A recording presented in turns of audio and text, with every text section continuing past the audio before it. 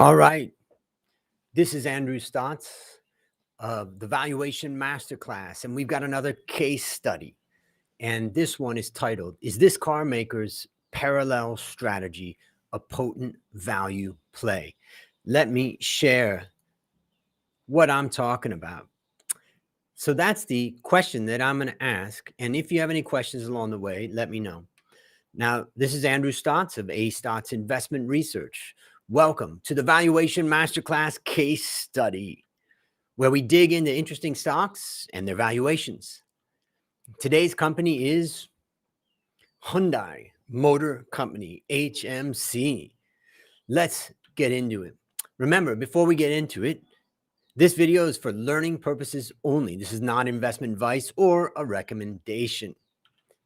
So Hyundai sees the future in hydrogen, unlike other car makers. So 3 things you need to know about this company. First, it's a contrarian bet on hydrogen, and it could be a winning strategy. Could be. We'll dig into that in more detail. Also, long-awaited margin rebound could justify a re-rating. Again, could justify a re-rating. So, and the third point, reducing reliance on global supply chains. Well, that's important these days. So consensus, there's 33 analysts covering the company, and consensus forecast has a 38.9% upside, a buy. The price to book value is 0.8, less than book value, and dividend yield is 2.1%. Our estimate is 280,000 Korean won, or 28.4% upside. So let's look at the technicals. What's happening with the price chart? First, we can see the price signal is kind of unclear, but volume supports a bullish signal.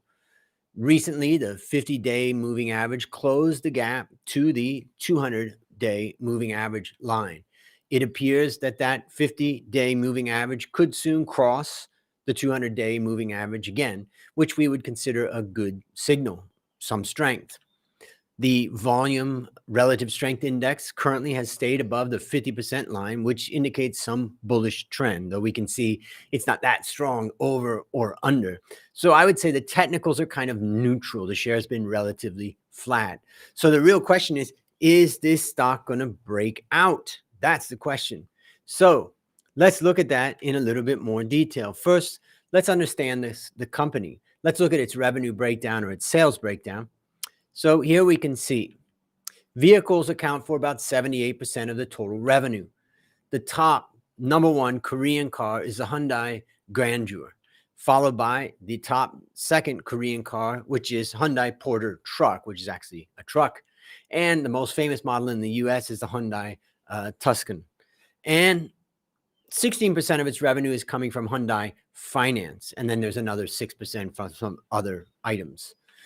If we look at the regional breakdown, well, 44%, not surprisingly, is coming from Korea, and US is 29% of their revenue, Europe 12%, and Asia Pacific is only 6%. In fact, you can see, unlike, let's say, Toyota that sells a ton of cars in Asia, basically these guys are mainly focused on their home country, Korea and North America. So what's the story with this company? Well, this contrarian bet on hydrogen could be a winning strategy. I want you to decide, see what you think. Hyundai and Toyota are the only large car producers that are sticking with fuel cell electric vehicles, also called FCEV. They have a 90% market share in this area. Hyundai has allocated 2022 capex of about 1.1 billion US dollars. That's roughly 15% of its total capex budget to develop 2 further fuel cell plants, something similar to what you see in the picture, the bottom right. This brings annual production to 100,000 cars. It's a bold move considering that almost all car makers have exited from the hydrogen to focus on electric vehicles. So what do you think? Can it make something out of this? Well, first, let me explain a little bit about the differences among the electric vehicles. First, we have BEV, battery electric vehicles.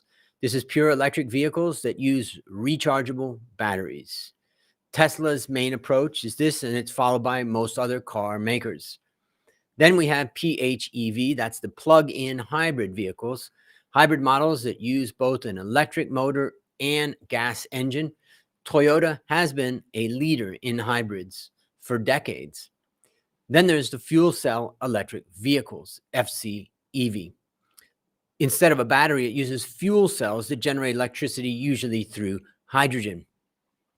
So still, Hyundai is also well prepared for the EV rollout. So here's a chart that looks at the units sold from 2017 to 2021. And what we can see is the battery electric vehicles, well, they're selling about 100,000 of them as of 2021. The plug-in hybrid vehicles are about 40,000, and then the fuel cell electrical vehicles are still very small. Remember, how many hydrogen stations do you see near you? Not many, that's for sure. So the result is it's not easy to get implemented.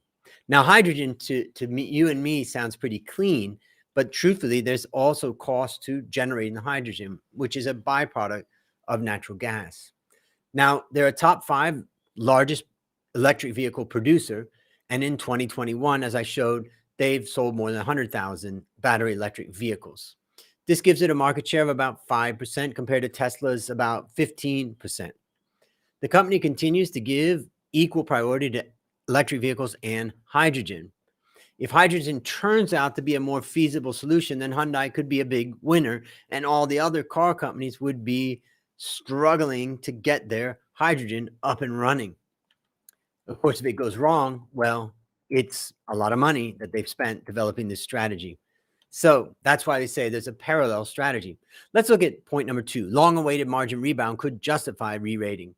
So Hyundai has fallen from one of the most profitable car makers to below average profitability as of 2020, mainly caused by fierce price competition, higher labor costs, and the recent chip shortage.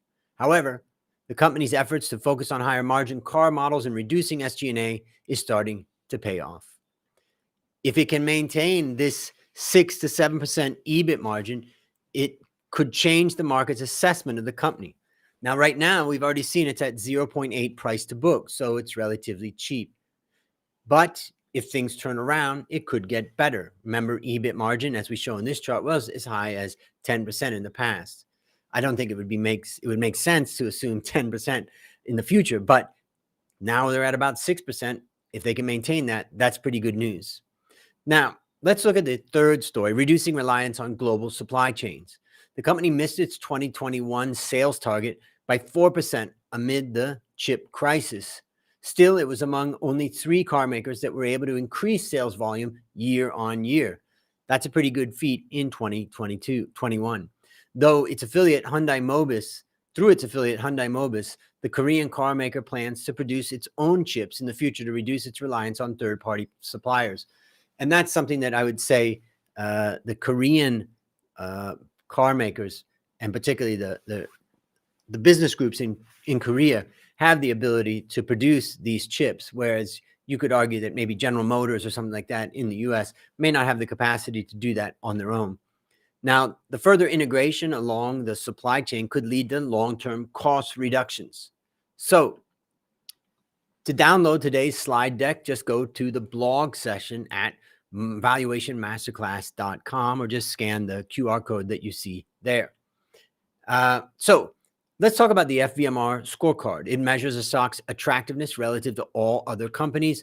Attractiveness is based on the 4 elements that we look at: fundamentals, valuation, momentum, and risk. And it's from a scale of 1, yay, best, to 10, worst. So here we can see the FVMR Scorecard for Hyundai, and let's focus in on valuation.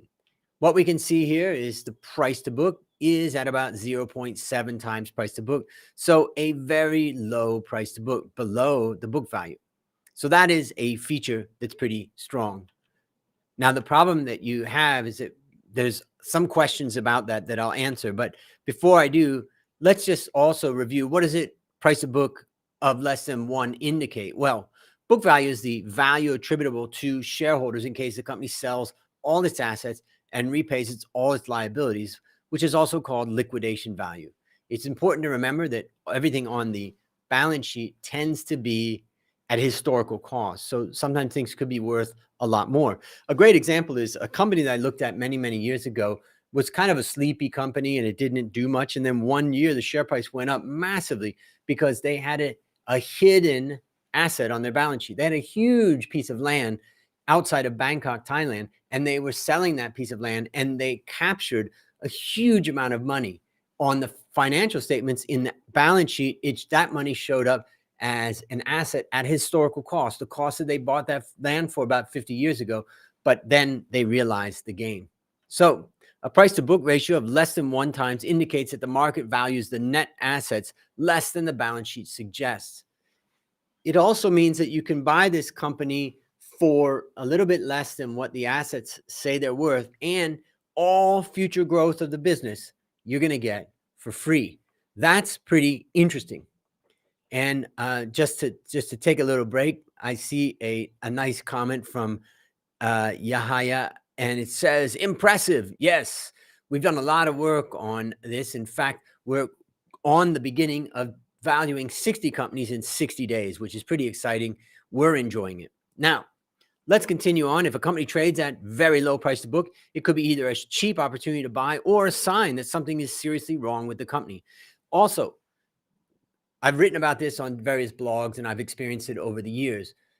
Korea is a country that has a relatively low price to book. So to expect that price to book goes up to 2 or 3 or 4 times, not reasonable. But could it go to 1 times, 2 times, 1.5? Possible. So recently I created a short online course explaining my FVMR investing approach. Get this $97 value for free. Just go to the QR code that I have there. I'll also put it in the links below. Let's talk about forecasts. Consensus remains optimistic regarding profitability turnaround. There's 33 analysts covering the company right now, and the upside is about 38.9%. So analysts are more positive about Hyundai than the market. Market's got it at 0.8. They're optimistic that Hyundai can achieve a higher level of profitability, which would close the gap with its peers. If it can maintain a 6 to 7% EBIT margin, then this could be a catalyst for share price performance. So here we can see our expectation is EBIT margin about 6%. Now they've already done a lot of that in 2021. So really the question is, can they maintain that? So if we look at the profit and loss statement, Hyundai is likely to recognize a record profit in 2021 due to the strong car sales and increased cost cutting. As of 9 months, 2021, net profit is already standing at 4,000 or 4.2 trillion won. So they're already on their way. If achieved, it could be the starting point of turning around the profitability to industry average. So good progress so far. The balance sheet, well, the company has a solid cash position. It's got about 14% of its assets in cash, and strategic partnerships and fixed investments necessary to maintain a leading role in climate neutral car. They're doing a lot of investment there, and they do have the potential with hydrogen cars to really do something special. So now, Hyundai has moderately high leverage. I wouldn't say it's that high. Liabilities to asset ratio is about 64% in 2020, and higher jumps in retained earnings would come from increased profitability. Let's look at some ratios. Revenue is expected to rebound over the next 2 years in line with heightened global demand for sales. And so what would that mean? Let's look at that in a little bit interesting. Let's go into more detail. Shareholders should expect higher return on equity. Right now, we're forecasting about 8% return on equity. Still pretty low, because also part of the reason why Korea tends to be a low price to book value country is because it also tends to be a relatively low ROE country. So 8% is good for Korea and 10% would be great. Now, let's also see that Hyundai has been among the least profitable car companies in the past. However, in 2021, it's proved its capability to bring profits to industry average. And this was evidenced by the gross margin, or actually, I think, the EBIT margin of 6.4 and 6.2 respectively in the quarters. I don't show the quarters here. What I show is the annual and the forecast. Let's look at the free cash flow. Free cash flow is expected to be strong in the near future, and CapEx is likely to increase as heavy R&D investments are necessary related to hydrogen technology development of chips and batteries, but still a very positive and strong free cash flow to the firm. So let's now talk about valuation. Here you can see consensus versus my assumptions. Global car sales is likely to see some strong rebound as chip shortage eases and demand remains robust. Hyundai started to turn around the declining margin trend, which we've already seen. And the key challenge is to maintain such a margin over the long run. If we can just maintain that 6% EBIT margin, it's in a pretty good position.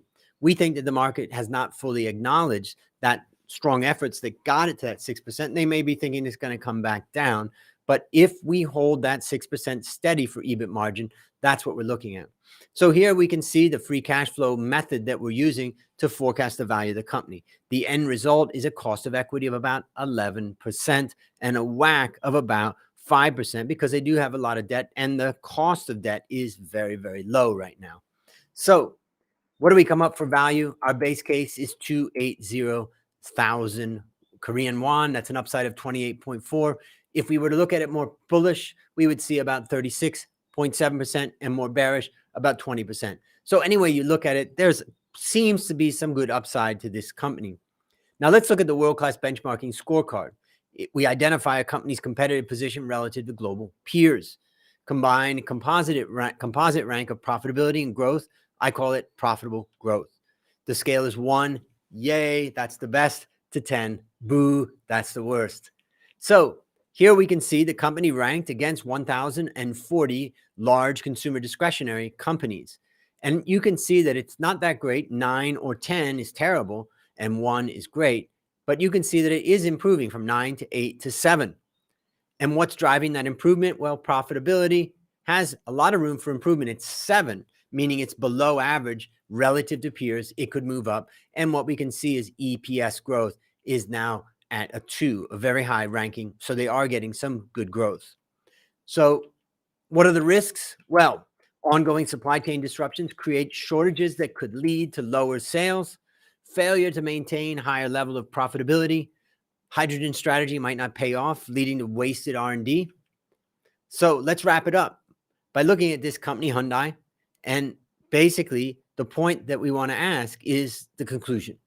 Parallel strategy of hydrogen and EV gives Hyundai a unique edge. Maintaining a higher margin could be sufficient for a re-rating by the market, and a low price to book multiple of 0.8 times makes it an interesting value play.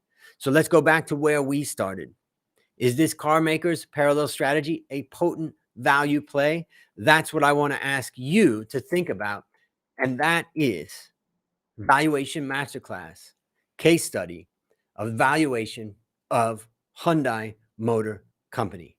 If you have any questions, feel free to put them in the comments now or later, and I'll be sure to answer them. Have a great day.